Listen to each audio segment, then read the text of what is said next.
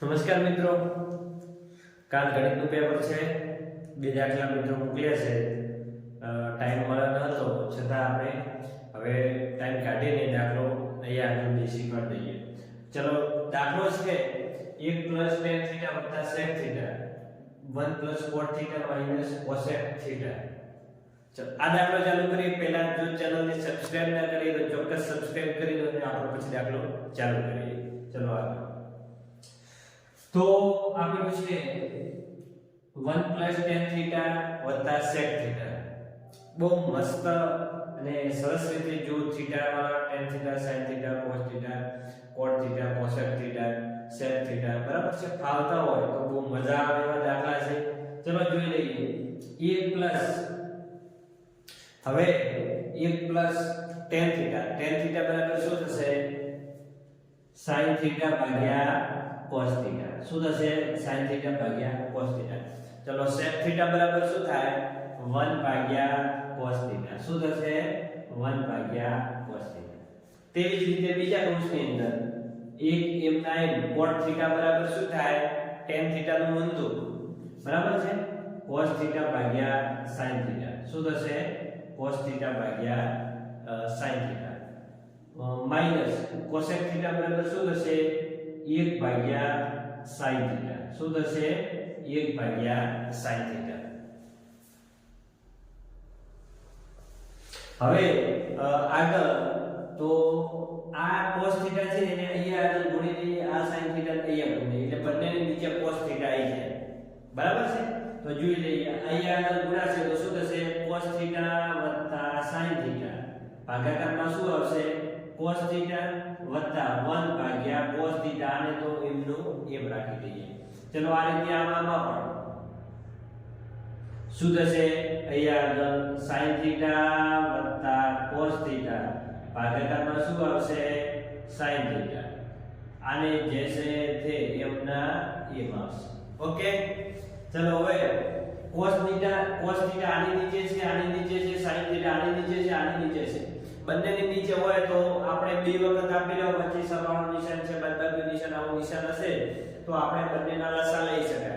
બરાબર છે કે બે વખત હોય તો એક વખત લખી શકાય, આખાની નીચે ભાગાકાર કરી એને લસા લીધો કહેવાય. ઓકે, ચલો જોઈ લઈએ. તો આને એટલે એમ લખીએ cos θ + sin θ + 1. આને ભાગાકારમાં શું થશે? cos θ. આને કહેવાશે લસા લીધો. ઓકે, ચલો આ રીતે આ કૌંસમાં થઈ ગયું. ચલો આ રીતે બીજા કૌંસમાં sin θ + cos θ - 1 ભાગાકારમાં શું થશે?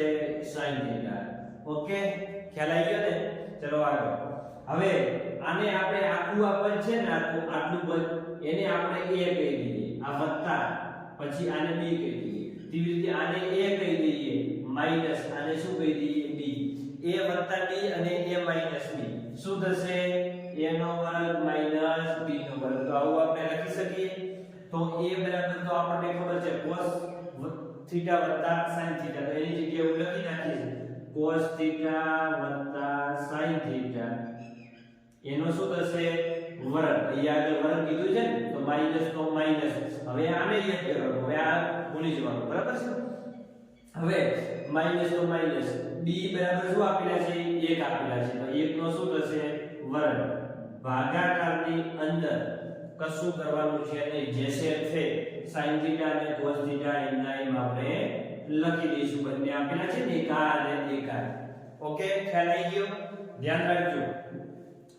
હવે આનું a + b નો વર્ગ એનું સાદું રૂપ આપતા આવડે કે ના આવડે? a + b નો વર્ગ, a નો વર્ગ + b નો વર્ગ + 2ab. ઓકે, ચલો તો એને કરી દઈએ. તો શું થશે? cos θ નો વર્ગ + sin² θ પછી 2ab. તો શું થશે? 2a અને b. આની અંદર આ a છે અને આ b. હવે ખાસ ધ્યાન રાખજો, આને હવે a કહી દઈએ, આમાં પાછું અલગ છે, આપણું a + b નો વર્ગ જેવું છે. બરાબર? ખાસ ધ્યાન રાખજો. 2ab એટલે કે cos અને sin નો શું થશે? ગુણાકાર. cos θ * sin θ. અને -1 નો વર્ગ શું થશે? એક જ થશે. હવે sin સ્ક્વેર થીટા વત્તા cos સ્ક્વેર થીટા બરાબર શું થાય? 1 થશે. તો આની જગ્યાએ આપણે લખી શકીશું આ ભાગાકારમાં જે પહેલા હતું ને એમનું એમ લખી નાખો જે છે sin થીટા cos થીટા. આના બરાબર શું લખી શકાય? 1. તો એની જગ્યાએ મેં લખી નાખ્યું 1 sin સ્ક્વેર થીટા વત્તા cos સ્ક્વેર થીટા બરાબર શું થાય? 1 થશે. Okay, very good. ચલો હવે વત્તા 2 આ જે આપેલા છે એ લખી દઈએ 2 cos theta sin theta minus 1 ભાગાકારની અંદર જે છે sin theta cos theta. Okay, ચલો આ પ્લસ 1 છે અને આ માઈનસ 1 છે. ભલે આગળ પ્લસ લખેલું ના પણ પ્લસ 1 તો કહેવાય. પ્લસ 1 અને માઈનસ 1 બંને શું થઈ જાય? ઉડી જાય. એક પ્લસ અને એક માઈનસ એટલે ઉડી જાય. બાકી શું વધ્યો? 2 cos થીટા sin થીટા ભાગાકારમાં શું આવશે? sin theta cos theta. Okay, ખ્યાલ આવી ગયો? હવે જુઓ sin થીટા ઉડી ગયા, cos થીટા ઉડી ગયા. ગુણાકારમાં છે એટલે વધ્યા શું? 2. આ શું થઈ ગયો આપણો જવાબ? પરીક્ષાની અંદર દાખલો પૂછાય તો આપણને આવડવું જોઈએ. એકદમ પદ્ધતિએ ચાલવાનું છે. ચલો મળીએ નેક્સ્ટ. બીજો દાખલો છે એના પછી દાખલો મિત્રો તમે મોકલ્યો છે, મને ખબર છે પહેલો મૂક્યો છે, પણ છતાં મને ટાઈમ ન મળ્યો. પણ મેં ટાઈમ કાઢીને પણ આ દાખલો તમને અહીંયા આગળ ઘડાવવાના બંને દાખલા પ્રયત્ન કરું છું. બરાબર છે? કારણ કે તમને દાખલા ના આવડે તો મને બહુ દુઃખ થાય છે, દુઃખની લાગણી અનુભવ થાય છે. તો ચલો ઝડપથી આ દાખલો આપણે ગણી દઈએ. જમીન પર આવેલા એક બિંદુથી, તો જમીન ઉપર આવેલું એક બિંદુથી, તો આ છે જમીન ઉપર આવેલું એક બિંદુથી એક 20 મીટર ઊંચી ઇમારતની ટોચ પર, તો 20 મીટર ઊંચી ઇમારત, તો આ છે 20 મીટર ઊંચી ઇમારત. કેટલા મીટર છે? 20 મીટર. ઇમારતની ટોચ પર રહેલ, ઇમારતની ટોચ, તો આ ઇમારત છે, આ ઇમારતની ટોચ કહેવાય છે. ઓકે, ટોચ પર રહેલ એક સંચાર ટાવરના તળિયા, ટોચ ઉપર એક સંચાર ટાવર આવેલું છે. બરાબર છે? ટોચ ઉપર શું આવેલું છે? એક સંચાર ટાવર. તો એને હું સંચાર ટાવર દોરી નાખું છું. આ સંચાર ટાવર છે. બરાબર છે? હવે સંચાર ટાવર ના તળિયું, તો આ ટાવર છે સંચાર, એનું તળિયું તો આજ કેવું છે કે નહીં? તો તળિયા અને ટોચના ઉચ્ચેર કોણના માપ અનુક્રમે 45 ડિગ્રી અને 60 ડિગ્રી છે. તો ટાવરની ઊંચાઈ શોધો. તો અહીંયા હું આને એક સીધી લાઈન દોરી દઈશ. ષટકોણ આપણે અહીંયા આપેલો છે એટલે તો એક ખૂણો બનશે એ આમ બનશે અને બીજો ખૂણો આમ બનશે. બરાબર છે? એક ખૂણો આપણને કીધો છે 45 નો અને બીજો ખૂણો કેટલાનો કીધો છે? 60 નો. ઓકે, ખ્યાલ આવી ગયો? તો આ દાખલો હતો. તો આ 45 નો ખૂણો આપેલો છે અને આ ખૂણો કેટલાનો આપેલો છે? 60 નો. ઓકે, તો ચલો ઘડીએ આનું નામ આપી દઈએ. આનું A, આનું B, આનું C અને આનું D. ઓકે, ચલો હવે આપણે પહેલા આ 45 નો ખૂણો આપેલો છે તો પહેલા આપણે CD શોધી લઈએ. ઓકે, CD એટલે કે તળિયાનો ભાગ શોધી લઈશું. તો કઈ રીતે આપણે ઉચ્છેદ કોણ હોય તો નીચેની તરફ આવશે. ખબર છે? તમને કીધેલું છે. હવે 45 તો અહીંયા આગળ આપણે જોઈએ તો આ BC, તો આપણને ખબર છે અહીંયા આગળ સામેની બાજુ અને એની પાછળની બાજુ ખબર છે? આને sin કહેવાશે અને cos. તો આપણે લઈ લઈએ tan. sin ભાગ્યા cos એટલે શું થશે? tan. તો tan 45 બરાબર શું થશે? BC ભાગ્યા શું થશે? CD થશે કે નહીં થાય? ચલો ઓકે, ચલો tan 45 ની કિંમત કેટલી થાય? 1 થશે. કેટલી થશે? 1. BC બરાબર કેટલા આપેલા છે? 20. કેટલા આપેલા છે? 20. CD કેટલા આપેલા છે? આપેલા નથી, શોધવાના છે. CD અહીંયા આવી જશે. CD એકા CD. ઓકે, તો CD બરાબર કેટલા થશે? 20 મીટર. તો આપણને CD મળી ગઈ. હવે એના પછી આપણે શોધવાના છે.